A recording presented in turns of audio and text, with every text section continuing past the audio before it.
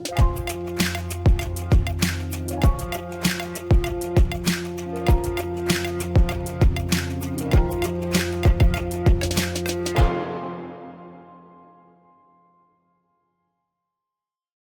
day, everyone. Welcome, and thank you for joining today's episode of Teneo Insights, our first of 2025. I'm Kevin Kajiwara in New York City. The second Trump administration is just over a week old, though I suspect supporters and opponents alike would agree it already feels longer, mostly because the president, as expected, came out of the gate with a flurry of activity. Regardless of your views on the America First agenda, the pro-growth focus is creating a new and unique landscape for corporate and investor engagement and a very dynamic environment for corporate leadership to navigate. The administration's commitment to tax cuts and deregulation and focus on American competitiveness, as well as receptivity to corporate leadership, are key factors driving sentiment from Washington to New York to Davos. I think the expectation is that animal spirits are in the process of being unleashed, and one of the byproducts will be increased merger and acquisition activity and deal-making generally. Here today to test that narrative and discuss the evolving dynamic around M&A, I'm joined by three guests.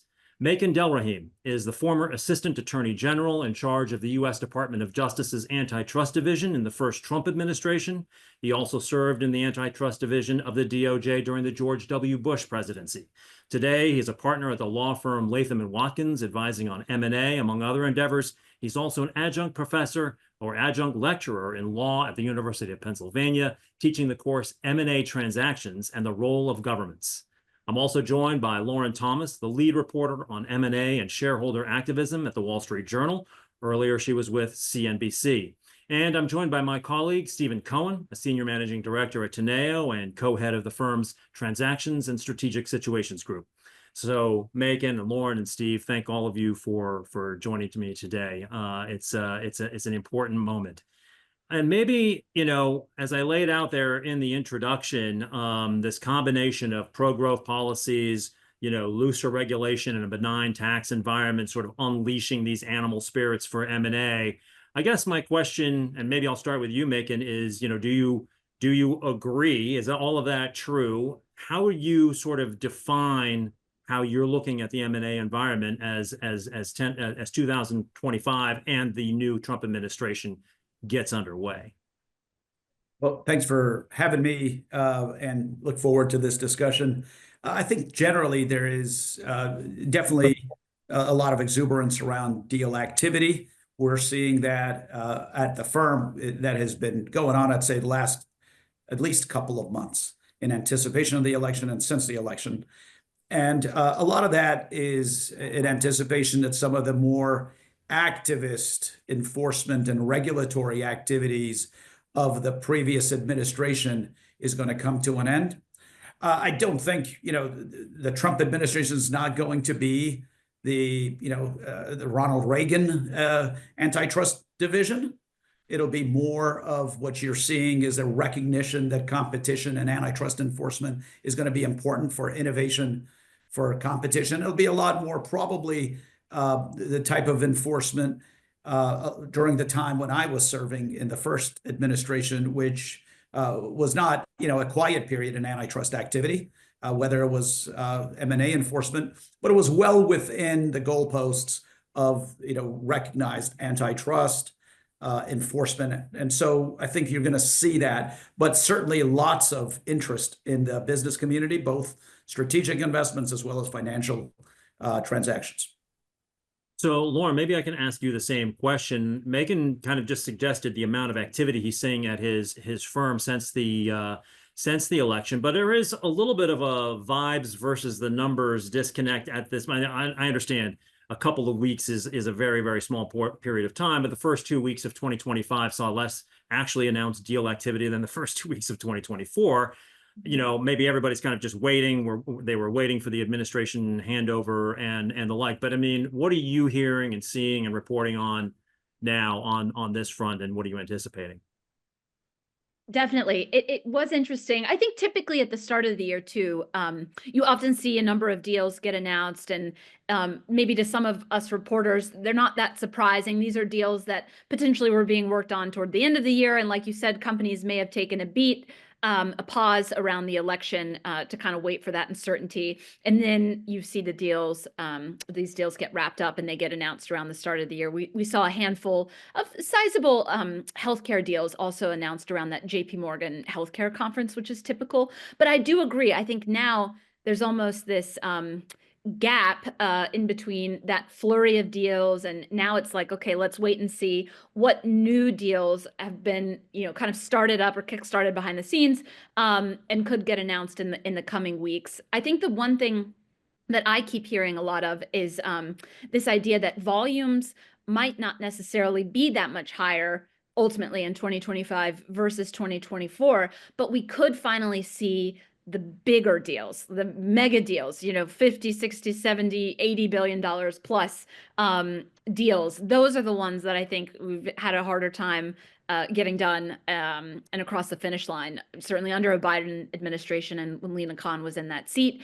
And so that's what I hear, is that there could be, not necessarily this big uptick in the amount of transactions, but we could finally see some splashier deals, deals that would make the front page of the Wall Street Journal is how I like to think about it too. So but I agree. I don't know that the first couple of weeks can be an extreme indication of what's to come. I think we saw some deals get announced that had been worked on through much of last year.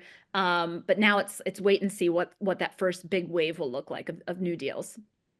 And so, Steve, you're with Teneo, obviously, so you spend a lot of time speaking to the C-suites and the boards, and you have been for, throughout the last administration and further back as well. So what do you see in terms of this kind of pent-up demand and what managements may be waiting for and the like? You're sitting in Las Vegas today, so what are you betting on? Thanks, Kevin. I think a lot of what we're seeing across the board is really quite consistent with what Lauren and Macon talked about.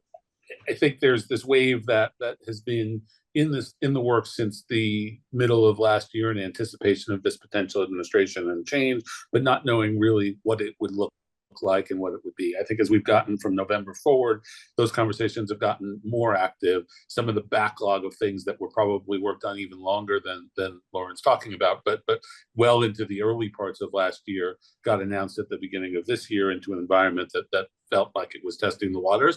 I think this next wave from the conversations we're having, from the diligence that seems to be going on, is a balance of what boards want to go first and be the test cases in this new environment to see if some of these mega transactions will get the reception that Lauren is talking about and be more favorably viewed, or if those transactions, again, as Macon talked about, and under his watch, were still more challenging to get done, despite certain exigent circumstances. Macon, I want to go back and sort of unpack a little bit about what you said, to go back to this kind of waiting for what the environment actually looks like as it unfolds here. And you kind of alluded to, pushing back a little bit, I think, on one of the narratives that has appeared out there, that it's just going to be this kind of free for all on the one hand, but you also have the benefit, obviously, of having been, in the policy position in the first Trump administration. So talk a little bit. I mean, clearly, the president himself has shown a willingness in the past to use the pulpit of the presidency to selectively target M&A without necessarily, promoting a broader antitrust agenda in any way. So, talk a little bit about what your understanding is of how the president is setting the tone here, and where some of the guardrails might actually be. I think it's pretty clear that even if Lina Khan kind of took the sort of big is bad broad perspective, if I can oversimplify for a moment, the Trump administration did not draw the line on or maintain the line on some vertical mergers in particular, blocking or attempting to block or suing to block numerous deals. So how should we think about this? Yeah, let me push back. I don't think the president targeted any particular, or as you noted, selectively targeted particular transactions. I don't think he did. I was in the seat to be a witness to that directly at the DOJ. So I think he's generally set a tone about antitrust enforcement. I think he was probably one of the first presidents, if not the only president, who was actually a plaintiff in an antitrust case, the NFL USFL matter, and actually I think wrote in one of his chapters about antitrust. Putting that aside, I think he sets the tone for what he thinks are important areas for economic growth in the country. Certainly energy investment into the United States. You're looking at some of the technology spaces that are strategically important, like AI and other areas, and he's already made some announcements in that space. So I think in those sectors, the transactions will be important. But he doesn't, sunset the antitrust laws, and the appointments are really important. He, in his announcement of Gail Slater to be the next Assistant Attorney General and Andrew Ferguson to be the chair, Andrew doesn't need Senate confirmation because he was a sitting commissioner, so he's already the chair of the FTC. Gail hopefully should be in within the next month. But he made some comments about vigorous antitrust enforcement, making sure that consumers are protected and innovation is protected. So I think you're going to see that continued enforcement, and largely that's going to be deployed through the enforcement philosophies of Gail and Andrew.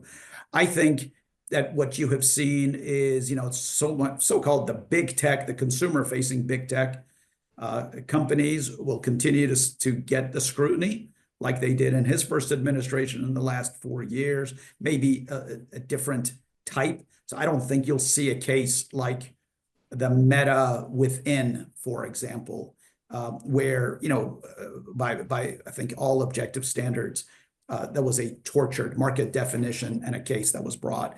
But you're going to see, scrutiny in that space continue.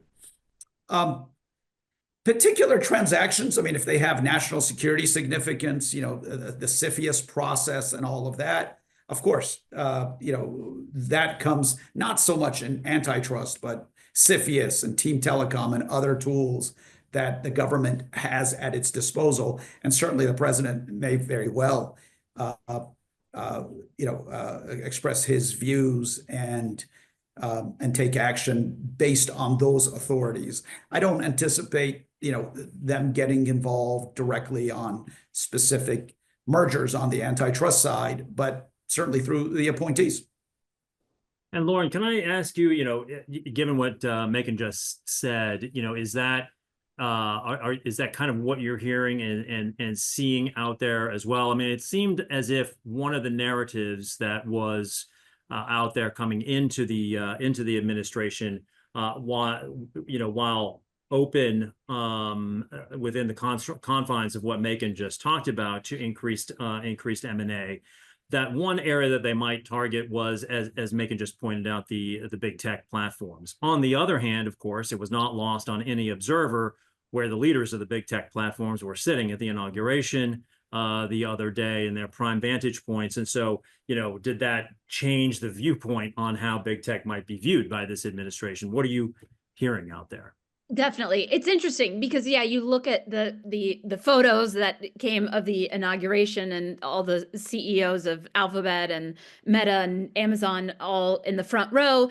And one has to imagine that part of the thinking, I'm sure, if you're these individuals, is yes, you want to have this relationship with Trump and his administration for a number of reasons, but one of those, I would imagine, being M&A and the possibility for M&A that your company might be looking to pursue this year or next year, and just kind of hoping to get in his ear about it. Because I think one thing that you've seen from a lot of reporting and just people that are around Trump is that, sometimes that's all it takes is just kind of whoever it is in his orbit that's around him and talking to him, and he kind of leans on those people around him and their guidance and their perspective or opinions or whatever on decisions that he's making. And so to be in that orbit, I think is really important right now, especially for the tech CEOs who haven't been able to pull off big M&A of late. But one thing that's interesting, I think the bankers that I talk to and kind of on the advisor side are still a little skeptical, and particularly of tech. Like, I think relative to all industries, the most skeptical around big tech deals. I think the likelihood is still relatively low, I think, of them being able to pull them off. So the financial advisor community, I think, is still skeptical that those big deals will be feasible, even under Trump and even with the new friendships that are being formed. But one interesting thing that I've heard as well that I just wanted to throw out there and see if you all have thoughts is to look for more, maybe not as much M&A, but partnerships, like this kind of new era of partnerships among big tech companies. And I don't know, maybe we could dig into that a little bit. And that even with this announcement last week around OpenAI and SoftBank and Oracle, as we watch the TikTok situation unfold, more partnerships and kind of seeing these companies team up, not necessarily in like a straightforward M&A transaction, but maybe being able to skirt around that a little bit to pull off some sort of deal. So I think that's something to watch for. Steve, I want to come back to you on the banking and on the street side in a moment, but just to pick up for a moment on this concept of alternatives to M&A or other strategies beyond M&A. What are you hearing on that front that Lauren just sort of brought up? Yeah, I think there's certainly some of that starting to take place, right, in joint ventures and other kinds of corporate relationships. I don't know that we've seen it directly in the tech space quite as much yet, with the exception of what Lauren talked about on the AI front. But we've started to see some partnerships in the sustainability and energy space, and certainly others that are in the mix. So I do think that's there. I don't know that is a solve or a deterrence related to antitrust or competition pressures, as much as it's a way to reap some benefits of collaborating without the disruption of transformative M&A. But I'd be curious on Makan's view on that as well. I think, it is, you're going to see a lot of transactions. Some of the things we're seeing is investments through hybrid transactions, where these are, credit deals. You're seeing a lot of the particularly big tech companies, as the credit markets have changed. You're seeing different types of players. You're seeing non-bank financial instruments now with the help of private credit. And so you're seeing more of that. I don't know, depending on the transaction, it could have antitrust implications, depends on who's the player, but you're seeing more of those where the capital is needed but not readily available through traditional bank sources, or you don't want to go to the traditional debt markets, but you have these types of capital sources. We're seeing a lot of that. I think it'll be interesting to see how the IPO market also changes in the coming year. You're seeing definitely a lot of more folks being ready to test out the IPO market, and how the market reacts will determine whether some folks have exits through IPO rather than an M&A transaction where they need an exit. So you just said a few things there that I want to unpack, but I want to go kind of off-piste here for just 1 second and go back to something you said at the very outset, Makan, when you were kind of describing your history, both in the first Trump administration, but you were also kind of comparing the philosophies with, say, even Reagan era approach to transactions and antitrust and the like. And so for the sake of the audience that's not as old as I am, perhaps you could unpack that a little bit and talk a little bit about the evolution of thinking on this front, and specifically also the sort of the definition of everything from monopoly and the harm that comes from monopoly. I know it's something you've worked on, but also this kind of concept of antitrust and how it's sort of being defined, which I think is not perhaps as renewed. The thinking on this is not as renewed as often as some people might think in the legal and regulatory areas. Sure. So, antitrust has generally evolved. There hasn't been much change to the actual statutes, but you've had court cases and, a lot of discretion at the antitrust enforcement agencies and how they approach particular transactions and their enforcement. You saw a lot, in the 70s, 60s, 70s, you saw a lot of aggressive enforcement by the agencies. I mean, to the point where I think this one Supreme Court justice said, the only thing consistent about antitrust enforcement is the government always wins. Congress, set in the Hart-Scott-Rodino law in 1976 as a way to have this pre-merger notification to the government so that they don't close, then the government enforces and so-called unscrambles the egg. So you saw a lot less merger cases in the courts, partly because the parties either got approved and there wasn't a challenge, they fixed them, or they abandoned them once they saw there was a problem with the enforcement agencies. But there was a lot of, I'd say, over-enforcement in the 70s, and a way that, what became quite influential was Robert Bork's book, The Antitrust Paradox, which compared that, some of the actions as punishing those who actually won. Some people have, mistaken the antitrust paradox as, it created this consumer welfare standard. What it really did was put in some actually, neutral principles for antitrust enforcement, which was revolutionary. And then you had Bill Baxter come in, Stanford professor, comes in as the first head of the antitrust division at the Justice Department, later followed by Doug Ginsburg, later Chief Judge Ginsburg on the DC Circuit Court, and still quite an influential jurist in the antitrust space. What they did, they came in and they really reformed the enforcement of the antitrust. They cut back the agency. They cut back the agency's approach. One of the great things he did was actually created the merger guidelines for the first time. And they provided transparency to the community and saying, hey, here's how we are going to enforce the antitrust laws. Here's the analytical tools. These didn't have the force of law, but they became accepted by the judges who had to review them, and also by the business community and the antitrust lawyers who advise the business community on deals. So boardrooms were asking, is this deal going to get through? Tell us, give us your advice. So, and that largely stayed for, maybe 3-4 decades. And, there were minor changes and go back and forth, but largely there was a general bipartisan consensus. Now, fast forward to about 10, 12 years ago, and you saw the influence of a handful of big technology companies, and a general consensus started developing on both sides, Republican, Democrat, left, right, what people call the conservatives, which is really the conservatives who supported Lina Khan. Like, some people talk about, now Vice President J.D. Vance's comments complimenting Lina Khan, Matt Gaetz and others who supported her enforcement philosophy.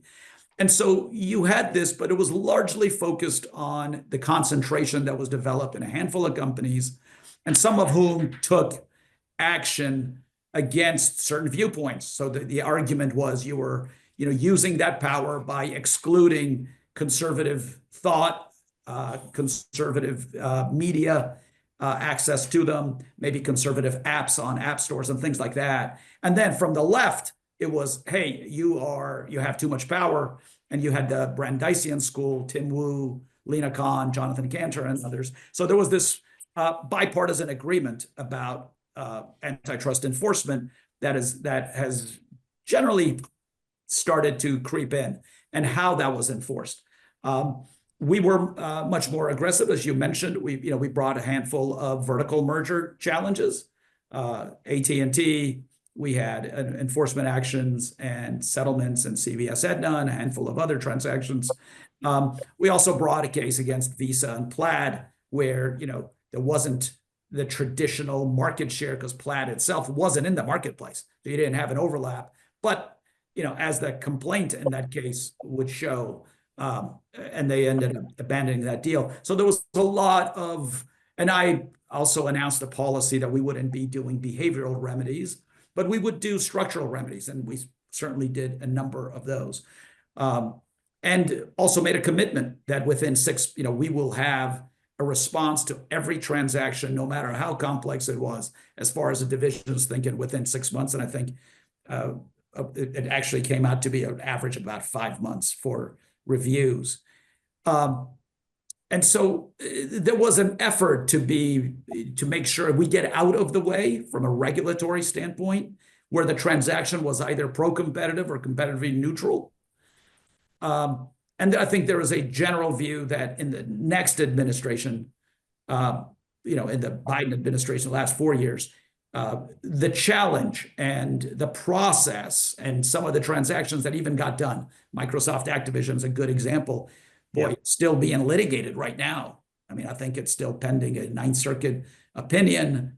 I don't know where it stands, but I believe there was an ALJ case still pending that the FTC, despite losing in court, wanted to pursue.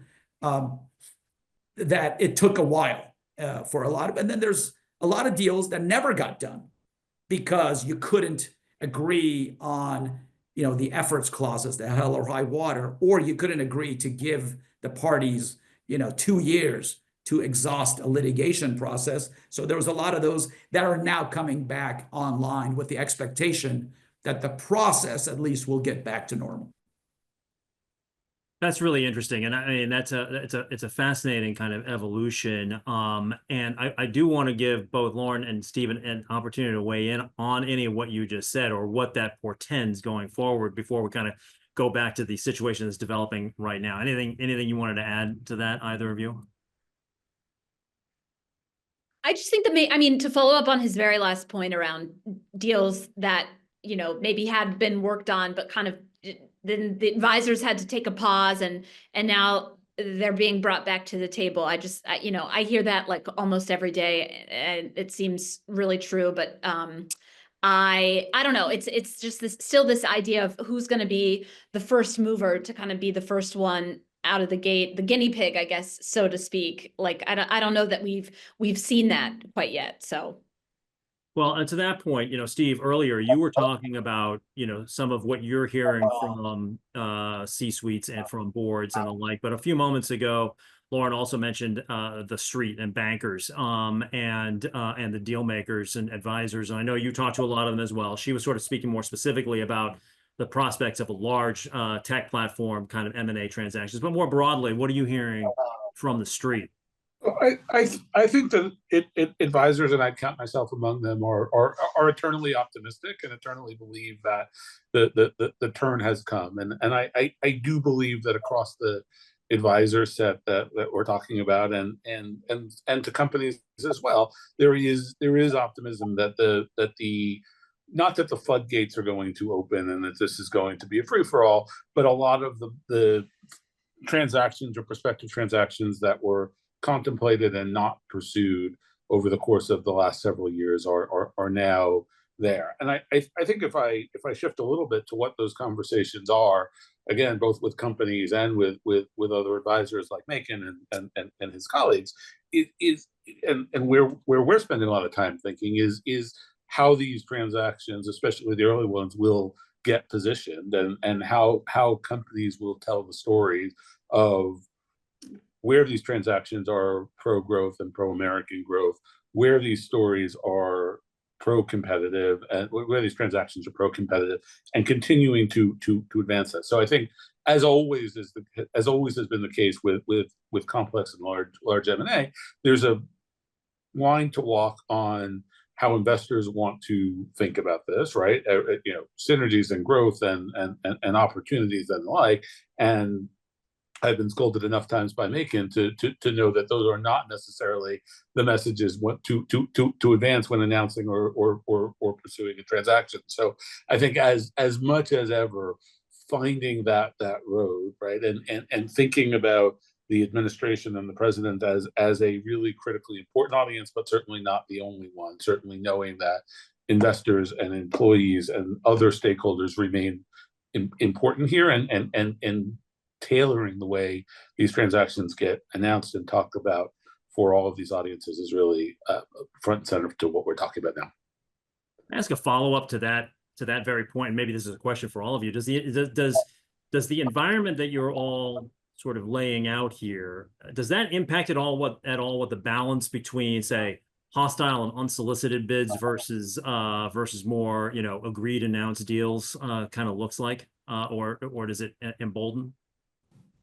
So maybe I'll start, and then others can do. I do think there is a perceived and probably real uptick in the number of hostile and unsolicited bids that are in the marketplace, and I do think that some of the other items that we've been talking about in the regulatory environment or prospective regulatory environment is part of what's fueling that, because there become more opportunities and ways to get these transactions done, even with an initially unwilling partner. So I certainly think that prospective unsolicited bidders are more emboldened today than they were in past administration. And it really depends on how much they are, it's whether or not they are guessing at the regulatory environment better than the other side. But I think if you're going to be a hostile bidder here, you better be prepared for the types of efforts clauses before a seller would agree. You have to put your money where your mouth is. Lauren, any thoughts on this front? No, I just think it's often, I've always tried to pull the data on this, but like Steve said, anecdotally, it certainly seems to be true. I just covered a tender offer that was launched publicly a day or two ago, another hostile situation last week. So it totally feels like there's an uptick and that the buyers are just feeling more emboldened to go out and launch these in the public. And one other thing that I'll just kind of tag to it that's relevant, I also think that there will be an uptick in activist activity, these shareholder activists that are agitating for M&A behind the scenes and publicly, just when they feel like, the opportunities are more feasible, I guess, for companies to pull these deals off. When they believe there's a buyer and a seller there that could match, I think we'll see more activists calling for deals as well. So kind of in the same vein, I feel like it all fits together, but definitely feels like there's been an uptick in that already in January. Makan, I wanted to go back to something else you'd sort of started to talk about a little bit earlier. Maybe you can unpack it a little further, and maybe Lauren and Steve have a view here as well. But obviously, over the last several years, we've seen an aggressive pursuit and rise of private credit, right? And if you've got potential loosening of regulation in the financial services sector, likely freeing up capital for more traditional lending for banks, and with an assumed, let's say, in macro level, relaxed M&A environment, companies of all sizes are going to be looking to borrow to participate, presumably. So how do you see these two sources of lending kind of competing against each other, or is there ability to collaborate as well? How do you see the financing story playing out? Yeah, I don't think the money in the private credit is going to dry out. It'll certainly, if there is the deregulatory, some of the regulatory relief that might be needed for the traditional banks and funding sources for debt, you're going to have more of that. So I think that competition will probably then make it easier for those who are in the market for that type of financing. Gives the corporate some optionality. Yeah, they'll have more options. They'll be able to compare. They'll be able to shop them around. I think it's just, should that happen, it'll only be good for business and gives greater option for the type of capital that I think a lot of the tech companies, in particular startups, will need for the growth with the advent of AI and the type of investments that is needed in that space. That capital is going to be necessary. So I think it's only going to be good news for a lot of them and the R&D based industries. Yeah. And do you think, if we kind of zoom out for 1 second here from the kind of narrow focus we've had over the course of this conversation so far, do you get a sense that there is that there's an imperative here at all to act somewhat quickly? If there's been some pent up demand that was waiting for this for the transfer of power to occur and the transition to occur, but also we are looking at an environment where there is some uncertainty about presumably the Republicans will land the plane on the Tax and Jobs Act, but there's some uncertainty out there later in the year. There is some uncertainty about whether the economy and whether the Fed may actually have to raise rates at some point this year, even if 6 months ago we were looking at a multiple cut scenario and the like. So how much is there going to be near-term impetus to get stuff on the books and done? Yeah, I don't know, and I don't know if in the M&A space, if they are factoring in some of the future Fed activities, and if that's going to affect them. The real thing is, can this deal happen? Can this, if you're private equity space, whether you need to exit, will you find, and for some of them that might need to sell or acquire other companies, it is less of, am I going to sell or not sell? It is what is the pool of potential buyers that might be constrained by the regulatory system. I don't know if there's going to be a rush. I think some people are going to have to wait and see what, Gales and Andrews' enforcement philosophies will be, where they will focus, if they're going to be industry specific. Is this going to be, where are they going to enforce and how far will they go? Is there going to be room for remedies? I do believe that it's going to be much more within the fairway. You're not going to have, I think, legal adventurism in this administration, despite, aggressive enforcement. So you're going to see that, but people will have to wait and see until those first actions are. There might be some deals already in the pipeline pending at the agencies, and so there'll be some actions coming, probably within the next 60 to 90 days, and folks can calibrate based on those actions. But I think overall, that seems to be the enthusiasm for deal making is probably rightly placed. But it shouldn't be irrational exuberance, to borrow a phrase, that some folks might think there's just not going to be antitrust enforcement, or they happen to be, at a dinner party or something with the president, and therefore, they have a get out of jail free card from antitrust enforcement. I don't think that would be wise counsel. You've mentioned several of the leaders of the regulatory bodies and in law enforcement, specifically Gail Slater, and there's also Andrew Ferguson and Brendan Carr, and obviously also the members of Congress from both parties that are responsible for the oversight committees. Can you talk a little bit about, and it seems to me that one of the things you are saying is actually notwithstanding Republican control right now, not only of the executive functions, but obviously in Congress as well. But there's actually quite a lot of bipartisan comity on the approach to a lot of this.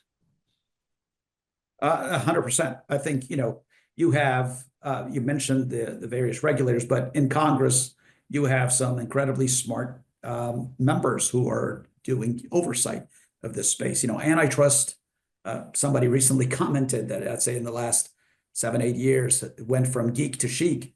And it is kind of interesting. People care about it. More people understand what it is. You're actually seeing it being taught and demanded in law schools around the country. Whereas I'd say, 25 years ago, it was a throwaway course that a handful of universities would even teach. In Congress, you have, the Senate Judiciary Committee and Senate Commerce Committees helmed by people who care about antitrust. I think Chairman Grassley has always been an enforcer. He's done his oversight of the Justice Department, but he's cared particularly in the pharmaceutical and agriculture space. You have Antitrust Subcommittee Chairman Mike Lee, who is a Supreme Court clerk, University of Chicago grad, a real learned antitrust lawyer and litigator himself, who's going to continue on being the chairman. You have Senator Ted Cruz, both on the Judiciary Committee, former antitrust lawyer at the Federal Trade Commission himself, also a Supreme Court clerk for Justice Rehnquist, brilliant lawyer who studied economics at Princeton. And now he's the chairman of the full Senate Commerce Committee that has oversight over the Federal Trade Commission and the FCC and others. And so these are folks who understand it. Enforcers and merging parties can't go before their committees and fool them in any way. They're going to ask probing questions, and they care about the enforcement. And then on the Democratic side, the ranking members, you'll have ranking member Durbin who'll continue on. But I believe there's been a change. Senator Klobuchar is now been is still on the full committee, but the antitrust subcommittee, it's going to be Senator Booker from New Jersey who's going to be in place. And then you're going to have, I also understand Senator Coons is no longer going to be the ranking member of the intellectual property subcommittee, where he was a very smart lawyer. But you're going to have, Senator Blumenthal, former attorney general and quite an activist in an antitrust enforcement and interested. So you're going to have a lot of interest from Capitol Hill. And then on the House side, you have Chairman Jordan, and now a new chairman for the antitrust subcommittee, Fitzgerald from Wisconsin, who is interested in these. And you had Speaker Mike Johnson himself actually introduce antitrust legislation before he was Speaker. Had to do with the antitrust division and FTC. So you have a lot of folks who are really intrigued by antitrust that will continue on and not only do the proper oversight to see if there's overplaying of the hands by the agencies, but also give them the resources where they need it for the enforcement that they think is necessary. Wanted to pivot here a little bit. Maybe Lauren, I'll start with you, but it's really a question for all of you. One of the hallmarks of the America First agenda, obviously, is to increase manufacturing as well as other elements of business in the United States. And when you couple that with potential pervasive tariff policy and the like, it stands to reason that many countries and the companies therein are going to have an interest in additional investments into the United States, if for no other reason than continued access to the market, which means a lot of potentially inbound investment and inbound M&A. And I wonder what your thoughts are all on this. And the use of Makan alluded earlier to the CFIUS process, but also just the process of using national security as a defense against acquisitions and the like. And I think we all know that this is applied to countries that are erstwhile allies of the United States, as well as those who coming from more adversarial national relationships with the U.S. So how do you look at the international inbound into the U.S. M&A picture kind of unfolding here? Yeah, it's a great question. And I was actually just at Davos, and I think it was so clear, maybe more clear than ever, kind of this divide of U.S. versus everywhere else in the world, and in particular Europe. I think whereas U.S. had this, executives of U.S. companies and deal makers in the United States, very optimistic, very upbeat, very bullish, versus Europe and maybe other parts of the world, where the tone was much more subdued and the outlook was maybe more bleak for opportunities. And so I do think there is this idea that the expectation is dollars are going to be flowing into the U.S. Versus out of the U.S. But still, on that note, like you mentioned, the national security concerns. I mean, the big steel deal, for example, where a Japanese company is trying to buy a U.S. company. That's not going over so well, at least thus far.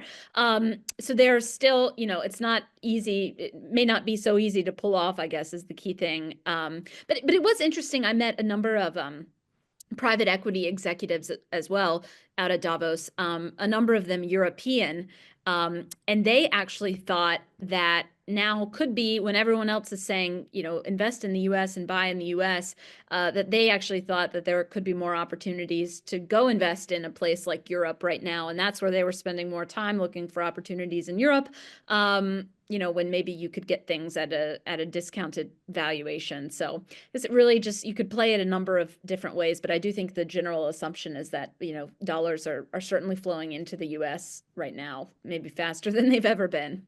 Yeah, I'm interested to hear your thoughts on the dynamic, gentlemen. But maybe Steve, you could go first because I know you are have to hop here in a moment. So why don't you weigh in? Look, I think there will be. I think it'll be interesting to see how this evolves, and I don't think we've seen a test yet on in this administration how CFIUS and some of these other agencies are and tools are going to come into play. We're sure they will. They were used aggressively in the Biden administration and in both directions, and we've certainly in the previous Trump administration as well. So these tools can be useful in protecting U.S. companies. They can be useful in advancing some of the U.S. growth. So I do think it's a little bit early to predict exactly what's going to be encouraged and discouraged from a foreign investment perspective. But I certainly agree with Lauren that the idea that capital is flowing into the U.S. and that there are growth opportunities across energy and infrastructure and all these other sectors is undisputable. And I think as companies navigate advancing those stories, it will be important to talk about how this will promote the America growth agenda. I agree with what Lauren and Steve said. I think you're also going to have the other tool, which is the tariffs and the federal subsidies. And you've seen some activity today. I think all of those will be coordinated in a way to maximize the investment in the United States. In order to do that, you already hear about a lot of companies recalibrating their growth abroad to focus on the United States to ensure that their business continues and avoid whether it's tariffs from within the Americas or from Europe. And I think the president was quite transparent throughout his campaign about these issues, and he has wasted no time in his policy announcements of doing that. Through the State Department, you've seen the executive orders come in on the federal funding and grants and subsidies. So I think all of those will be focused on greater investment in the United States. And sort of related to that, I wanted to ask you all one final question, if I may, and hear both of your takes on it. And that is, and I understand. Look, we're talking about a narrow and very specific part of the overall economic vibrancy of and vitality of the country, and that what's going to make us successful or hold us back is a function of a lot of different variables under the control of the administration and beyond. But one thing became kind of very starkly clear, and Lauren and I were talking about this right before we went on the air today, which was that at Davos, one of the key topics, in addition to the incoming Trump administration, was obviously the importance of AI going forward. But there was a slightly, and I think this has been true for a while, there was a slightly sort of hubristic view that the United States had kind of won this race, and only American companies could throw the kind of R&D dollars at it to maintain that lead. And then, of course, the DeepSeek news hit late last week, and into the weekend, we saw a massive hit in markets yesterday. But this point that, and it kind of comes on the heels, Lauren, you spoke earlier about the project between SoftBank and Oracle and OpenAI that the president announced a week or so ago, in this concept of more partnerships and whatnot. But the big news that came out, whether DeepSeek is all that it's been spoken of to be, or whether NVIDIA should have taken the kind of hit that it did yesterday, but the reality of it is that on these absolutely vital technologies that are going to be the determinants of winners and losers economically of the 21st century, and perhaps strategically, we are perhaps not as far ahead as we all thought we were just a few days ago. And so bringing that back to this conversation about how America competes in a world where they're not just competing against other private businesses, but against state capital and other strategic imperatives.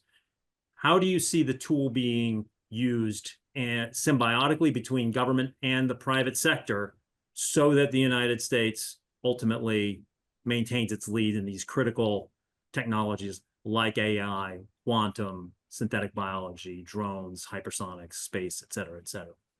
Sure, I'll jump in. I mean, I don't pretend to know enough about the company other than what I have read in the last 24 hours that a lot of us saw yesterday with the impact on the markets. What was interesting is I think Lauren's colleague on the Wall Street Journal had written a book about Jim Simons, who was quite influential on the founder of DeepSeek, and I thought that was interesting. I followed that. I actually went to the Amazon website to take a look at that book because I had not read it, but this was about Renaissance Technologies founder, which seemed to have an impact on this gentleman who created this company. I think, look, we're at such an early stage of the development of AI.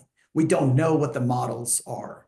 We are seeing, it having a huge impact in the energy space because you need energy to run these, but are there going to be greater innovation where once you go from the development of the large language models to the actual applications and the business models that are built upon those, are you going to have greater efficiencies? Of course. I mean, look at just the advent of cellular phone technology and communications from over the last 25, 30 years.